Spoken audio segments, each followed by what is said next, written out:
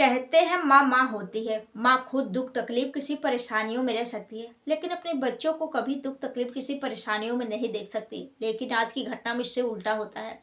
आज की घटना में जो लड़की रहती है वह रोती है, चीखती चिल्लाती रहम की भीख मांगती है कि भैया मुझे छोड़ दो, मेरे साथ ऐसा मत करो।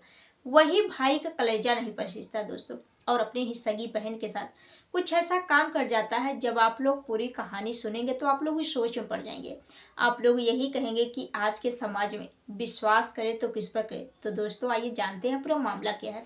हेलो दोस्तों, और कदम क्राइम में बहुत स्वागत करते हूँ। उम्मीद करती हूँ सब अच्छे होंगे। आज आप लोग के बीच में एक ऐसी घटना लेकर आई हूँ जो कि रिश्तों को तार तार कर देने वाली है। आज की जो सच्ची घटना है उत्तर प्रदेश कानपुर की है। यहीं पर एक थाना लगता है कल्याणपुर थाना क्षेत्र के अंतर्गत एक गांव है। उस गांव में एक परिवार रहता है। दरअसल परिवार के नाम बदले हुए हैं। काजल का परिवार। काजल के परिवार में 3 ही लोग रहते हैं। काजल, काजल की माँ, काजल का बड़ा भाई कमलेश। क्योंकि जो काजल के पिता रहते हैं कुछ साल पहले ही बड़ी बीमारी के कारण उनकी मौत हो जाती है। अब पति के जाने के बाद घर की सारी जिम्मेदारियां माँ के ऊपर आ जाती है। तो जो माँ रहती है अपने दोनों बच्चों को लेकर काफी परेशान रहती है। वह हमेशा यही रोती कि जो हमारे पति है हमें तो हमारे बच्चों को छोड़कर इस दुनिया से चले गए, हम किसके सहारे रहें, हम अपने बच्चों की परवरिश कैसे करें। इसलिए जो माँ रहती है अपने दोनों बच्चों को लेकर काफी परेशान रहती है। कुछ दिनों के बाद जो माँ रहती है अब दूसरों के घर मेहनत मजदूरी करती, चूल्हा चौका करती और अपने दोनों बच्चों की परवरिश करने लगते हैं। अब धीरे धीरे बच्चे बड़े होने लगते हैं। दोनों पढ़ाई लिखाई करते हैं। जिनमें से जो बड़ा बेटा रहता है अब वह 8वीं पढ़ाई पूरी करने के बाद वो अपनी माँ से कहता है कि माँ मैं शहर जा रहा हूँ कमाने के लिए। अब जो माँ रहती है वह देखते हैं कि जो हमारा बेटा धीरे धीरे बड़ा हो रहा है, हमारी जो दुख तकलीफें हैं सारी कट जाएंगी, बेटा कमाए धमाएगा, बेटे की अच्छी से शादी कर देंगे।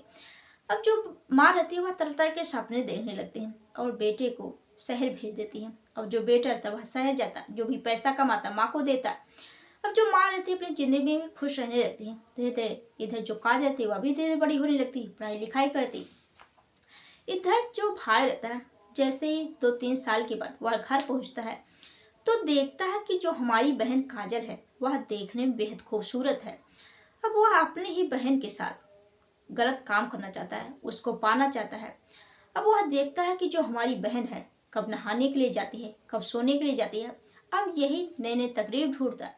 एक दिन जो भाई रहता है वह देखता है कि जो हमारी बहन है अब वह बाथरूम में नहाने के लिए जाती है। तभी जो भाई रहता है वह छुप छुप कर अपनी बहन को नहाते हुए देखता है और उसकी जो नीयत रहती है वह बिगड़ने लगती है। अब बहन जैसे ही कपड़े पहन कर वह अपने रूम में जाती है तो वही भाई पीछे पीछे जाता है और अपनी बहन से कहता है कि बहन तुम बहुत अच्छी लग रही हो। अब जो बहन रहती कुछ समझ नहीं पाती है कि जो हमारे भैया हैं मुझसे क्या कर रहे हैं। तो जो भाई रहता अपनी बहन के पास बातचीत करता है, बैठकर बातचीत करते करते। और जो भाई रहता है वह कहता है कि मैं तुम्हारे साथ संबंध बनाना चाहता हूँ। अब जैसे ये बात बहन सुनती है वह अपने भाई से कहते हैं तुझे शर्म नहीं आती है कि तू मेरा सगा भाई है। अब जो भाई रहता है वह कहता है कि ऐसा कुछ भी नहीं, एक भाई बहन एक दूसरे के साथ ये सब कर सकते हैं, लेकिन तुम माँ को मत बताना। अब जैसे भाई अपनी बहन को कहता है तो जो बहन रहती है वह कहती है कि मैं ये सब नहीं करूँगी। लेकिन जो भाई रहता है अपनी ही बहन से जिद करने लगता है कि मैं तुम्हारे साथ संबंध बनाऊंगा। इधर जो माँ रहती है वह भी किसी काम से मार्केट चली गई थी। अब जो भाई रहता है वह अपनी ही बहन के साथ जबरदस्ती करने लगता है। अब बहन इसका विरोध करती है। वह कहती है कि तू मेरा भाई है, सगा भाई है, तू मेरे साथ ऐसा मत करो। लेकिन जो भाई रहता है अपनी बहन की एक भी बात नहीं मानता है और उसके साथ जबरदस्ती उसके साथ गलत काम करता है। अब गलत काम करने के बाद वही भाई अपनी बहन को डराता है, धमकाता है। वह कहता है कि अपना मुंह बंद रखना, नहीं तो हम तुम्हें जान से मार देंगे। अब जो बहन रहती है वह डर जाती है।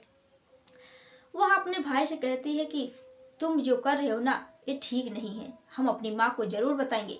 लेकिन जो भाई रहता है वह कहता है कि अगर जिंदा रहना है तो तुम अपना मुंह बंद रखना। अब जो बहन रहती है वह डर जाती है। अब वह अपनी माँ से कुछ नहीं कहती है। लेकिन जो भाई रहता है उस वह जब देखता है कि जो हमारी माँ है खेत में गई हुई है, किसी काम से बाहर गई हुई है। अब इसी मौकों को देखकर जो भाई रहता है आए दिन अपने बहन के साथ गलत काम करता है। अब धीरे धीरे ऐसे ही समय बीतने लगते हैं। इधर जो लड़की रहती है वह अपने भाई से बड़ी ही परेशान हो जाती है। आखिर वह करे तो करे क्या, किससे कहे। इसलिए जो बहन रहती है वह सोचती है क्यों ना इसके बारे में माँ से बताएं, माँ कुछ हल जरूर निकालेगी, भाई को समझाएंगी। अब यही सोचकर जो बेटी रहती है काजल, वह अपनी माँ से कहती है, वह कहती है कि माँ, जो भैया है मेरे साथ गलत काम करते हैं। अब जैसे बात माँ सुनती है, उसको तो अपनी बेटी का साथ देना चाहिए, बल्कि वही माँ अपने बेटे के साथ देती है। वह कहती है कि बेटा, तुम अपना मुंह बंद रखना, क्योंकि अगर ये बात गांव वालों को पता चलेगा तो हमारी काफी बदनामी होगी, गांव वाले हमें जीने नहीं देंगे, तरह तरह के ताने देंगे।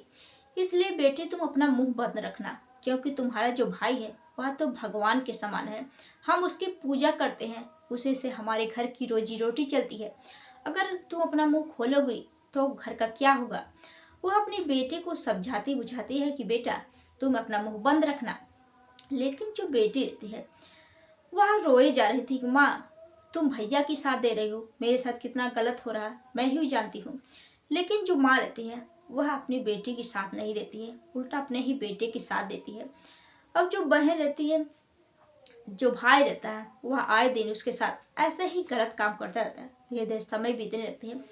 अब जो बहन रहती है वह अपने भाई से बेहद परेशान हो जाती है कि अब जाऊं तो कहाँ जाऊं, इससे तो अच्छा मर जाना ही अच्छा है। इसलिए जो बहन रहती है वह सोचते हैं क्यों ना हम पुलिस थाने जाएं, पुलिस थाने जाकर पुलिस वालों से सारी बात बताएं, ताकि अपने भाई से हम छुटकारा पा जाएं। इसलिए जो बहन रहती है वह हिम्मत करके कल्याणपुर थाने में जाती है और रो रो कर सारी सच्चाई बताने लगती है कि साहब, जो हमारा भाई है मेरे साथ कई सालों से गलत काम करता आ रहा है, और जो हमारी माँ है हमारे भाई की साथ देती है। माँ कहती है कि जो हमारा बेटा है वह तो भगवान के समान है, हम उसकी पूजा करते हैं। अब जो पुलिस वाले रहते हैं जैसे बात सुनते हैं, इस मामले को गंभीरता से लेते हैं, जांच पड़ताल में जुट जाते हैं। अब जो पुलिस वाले रहते हैं जैसे ही घर पहुंचते हैं तो देखते हैं कि जो भाई रहता है वह घर पर मौजूद है। अब पुलिस वाले उसे पकड़कर उसको जेल भेज देते हैं। अब जो पुलिस वाले हैं इधर माँ से पूछताछ कर रहे हैं। तो दोस्तों, आप लोग इस घटना के बारे में क्या कहना चाहते हैं, कमेंट बॉक्स में जरूर बताइएगा। आप लोगों को यह कहानी पहुंचाने का मकसद किसी को परेशान करना नहीं, बल्कि आप लोगों को जागरूक करना, सचेत करना है कि आप लोग भी ऐसे ऐसी घटनाएं से बचे, अपने घर परिवार वालों को बचाए। कल के दिन जो लोग कमेंट किए थे, अब होती है उन लोगों की बारी। सबसे पहले हैं मुकेश कुमार जी हैं, इम्तियाज हुसैन जी हैं, देव देशवाल जी हैं, रामकिशन गुप्ता जी हैं, किशन मुरारी जी हैं, नीरज कुमार जी हैं, साजिद खान जी हैं, प्रमोद सिंह जी हैं, मुकेश जी हैं। जो लोग बहुत अच्छे अच्छे कमेंट करते हैं, अच्छा सुझाव भी देते हैं, उन लोगों को तहे दिल से शुक्रिया। तो दोस्तों, आप लोगों से एक रिक्वेस्ट है कि आप लोग अगर हमारी इस वीडियो यानी ये चैनल पर अगर नए हो तो हमारे इस चैनल को सब्सक्राइब करिएगा और हमारी इस वीडियो को ज़्यादा से ज़्यादा शेयर करिएगा, क्योंकि आप लोगों को प्यार और सपोर्ट की बहुत ज़्यादा ज़रूरत है, अन्यथा हम कुछ भी नहीं कर सकते हैं। तो दोस्तों, आप लोग हमारे चैनल को सब्सक्राइब जरूर करिएगा और ज़्यादा से ज़्यादा शेयर करिएगा।